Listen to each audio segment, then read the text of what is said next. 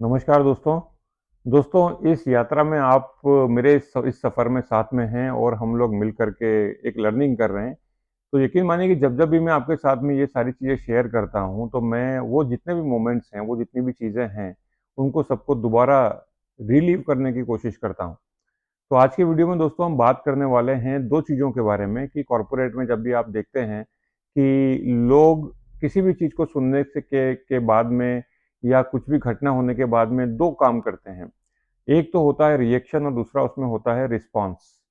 अब ये रिएक्शन और रिस्पॉन्स के बीच का अंतर बहुत बड़ा अंतर क्रिएट करता है। अगर आप कॉर्पोरेट में हैं, अगर आप अपने मैनेजर के साथ में, लीडर के साथ में या ऑर्गेनाइज़ेशन में कहीं पर भी अगर आप जो भी कुछ करते हैं उसमें, तो ये रिएक्शन क्या होता है और ये रिस्पॉन्स क्या होता है और वास्तव में जो कॉन्फ्लिक्ट्स होते हैं, यानी जो डिफरेंस ऑफ ओपिनियन होते हैं यानी अगर आप किसी के साथ में ये बात कर रहे हैं पॉलिटिशियन के बारे में या पॉलिटिकल इश्यूज के बारे में या सोशल जो इश्यूज हैं उसके बारे में या ऑर्गेनाइजेशन के किसी भी प्रोजेक्ट के बारे में, तो आप कितनी जल्दी उसका रिस्पॉन्स देते हैं या कितनी जल्दी आप उसका आंसर देते हैं, ये या कितना डिले करते हैं, ये उस बात पे डिपेंड करता है कि आप रिएक्ट कर रहे हैं या आप रिस्पॉन्ड कर रहे हैं।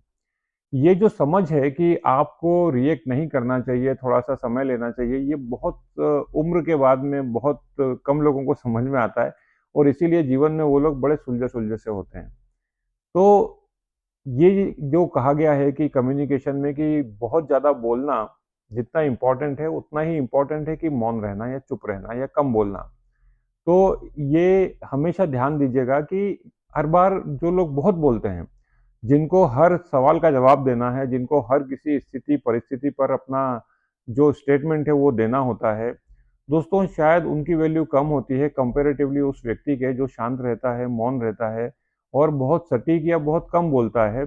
लेकिन जब भी वो बोलता है तो उसकी बात सुनी जाती है कंपेयर टू उस व्यक्ति के कि जो बहुत ज़्यादा बोलता है। तो यहाँ 2-3 चीज़ें हैं कि अगर आप बहुत ज़्यादा बोलते हैं तो ये भी हो सकता है कि आप जो काम की बात है उसके अलावा जो बहुत सारी जो दूसरी बातें हैं जो शायद काम की नहीं है वो भी बोल जाते हैं। उसके कारण से जो वैल्यू जो होती है आपकी, जो एक कीमत जो आपका जो एक मूल्य होता है उस ग्रुप में, उस समूह में, उस व्यक्ति के सामने वो दोस्तों बहुत कम होता है।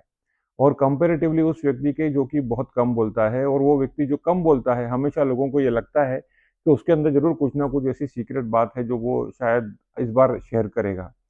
तो इसीलिए कहते हैं कि जब आप कम्युनिकेशन में it's important that you speak, but when you speak keep the inverted comma, pauses, specially when you are speaking something and when you really want to make your speech very valuable and very effective and impactful in front of anyone।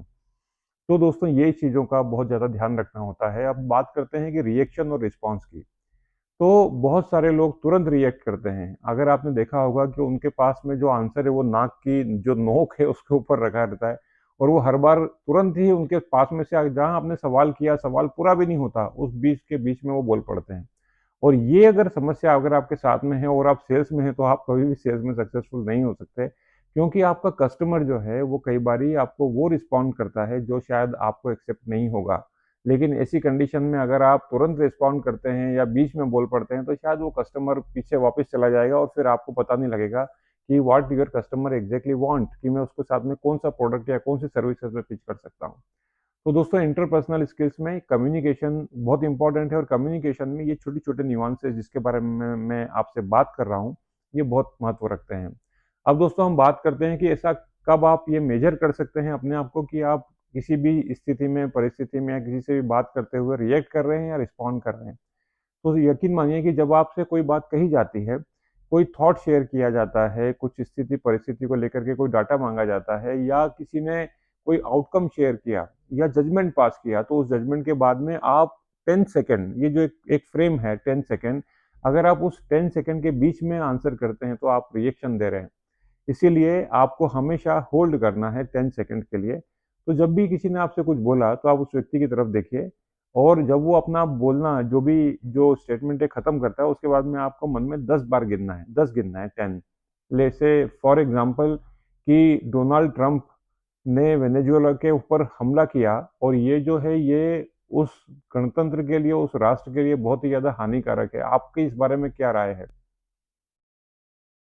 Count कीजिए मन में 1, 2, 3, 4, 5, 6, 7, 8, 9, 10। अब दोस्तों जब आप इतना अपने आप को पॉज करते हैं, ये बोल करके नहीं, मन में अपने आप को आपको दोहराना है। जब आप अपने आप को पॉज करते हैं यहाँ पर और आप सोचते हैं, तो अब जो आपका जो उत्तर आएगा दोस्तों, वो आंसर वो होगा जो आप कम से कम एक थिंकिंग प्रोसेस से गुजर करके जो आप आंसर कर रहे हैं। तो ये जो आंसर होगा आपका, ये बहुत वैल्यूएबल होगा और लोग उसको बड़े ध्यान से सुनेंगे कंपैरेटिवली आप जो पहली-पहली बार में उसका आंसर कर देते तो। तो इन बातों का ध्यान रखना है, लेकिन अगर आप जब भी 10 सेकंड से ज़्यादा समय लेते हैं, तो आप उस व्यक्ति के सामने आप रिस्पॉन्ड कर रहे होते हैं, वो ज़्यादा ज़िम्मेदारी भरा होता है। और रिएक्शन में हमेशा आप हड़बड़ाहट में होते हैं, हमेशा आप कुछ सही गलत कुछ भी बोल देते हैं। आपकी जो इंटेंसिटी है बोलने की, जिसको कि आप एंगर बोल सकते हैं, उसमें आकर के आप बात करते हैं। जब भी आप रिस्पॉन्सिव तरीके से किसी को आंसर करते हैं, जब आप रिस्पॉन्ड करते हैं, तो एक सोचा-समझा जवाब, एक बहुत ही प्रोसेस हुआ हुआ जवाब वो आप शेयर करते हैं और वो दोस्तों बहुत इम्पोर्टेंट होता है, लोग उसकी बड़ी वैल्यू करते हैं। तो ये इम्पोर्टेंट नहीं है कि कितना बोला आपने, ये इम्पोर्टेंट हमेशा होता है कि आपने कितना वैल्यूएबल बोला। It's not important how much you speak, how valuable you speak, how important you speak, that's the most important thing which makes a huge difference in the process of communication in the interpersonal skills और interpersonal communication। तो दोस्तों ये छोटी-छोटी चीज़ें हैं, इन चीज़ों का हमको बहुत ध्यान रखना चाहिए।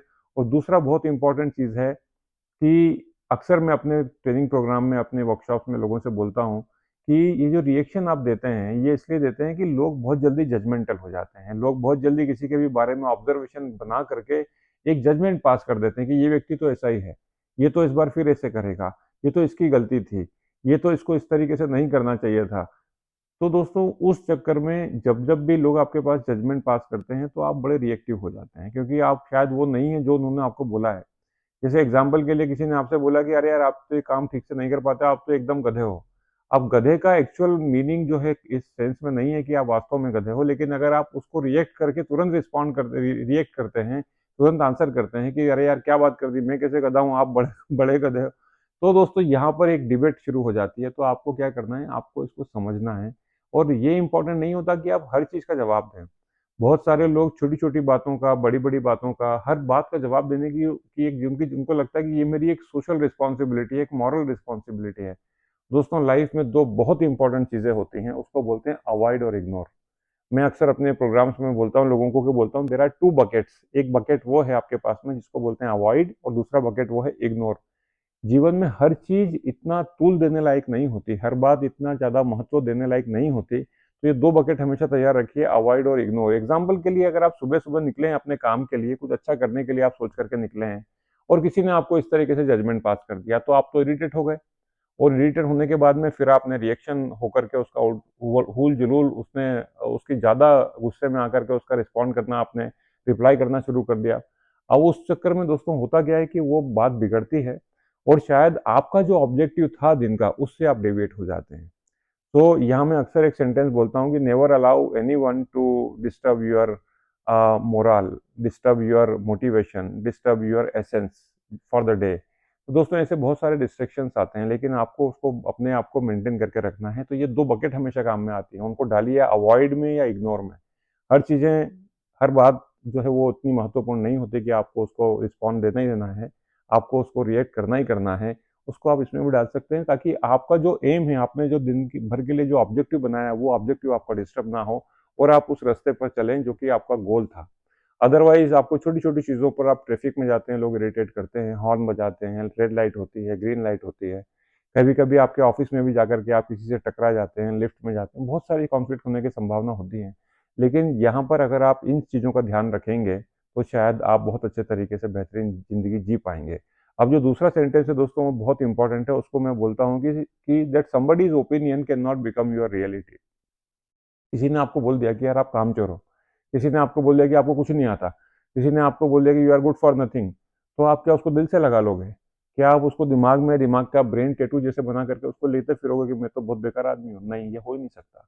यकीन मानिए ईश्वर ने हम सबको कुछ ना कुछ ऐसा दे करके भेजा है, जो शायद दुनिया में किसी और के पास में है ही नहीं, वो केवल आपके पास में है, बस आवश्यकता है उसको पहचानने की। तो ये है, and somebody's opinion can not become your reality, क्योंकि आपके बारे में आपसे ज़्यादा अच्छे तरीके से आपसे ज़्यादा गहराई में अपने आप को कोई नहीं जान सकता, कोई भी नहीं जान सकता। Have that confidence in yourself. Thank you so much इस वीडियो को ध्यान से देखने के लिए। और दोस्तों, ये यात्रा हम जो साथ में कर रहे हैं, ये इसमें बाकी वीडियो भी आप देखिए। आपको लगेगा कहीं न कहीं कि आपके दिल की बात जो है वो यहाँ पर हो रही है। और हमारे चैनल को ज़रूर सब्सक्राइब कीजिए और इस वीडियो को बाकी लोगों के साथ ज़रूर शेयर कीजिए। Thank you so much for watching. Wish you all the best in 2026।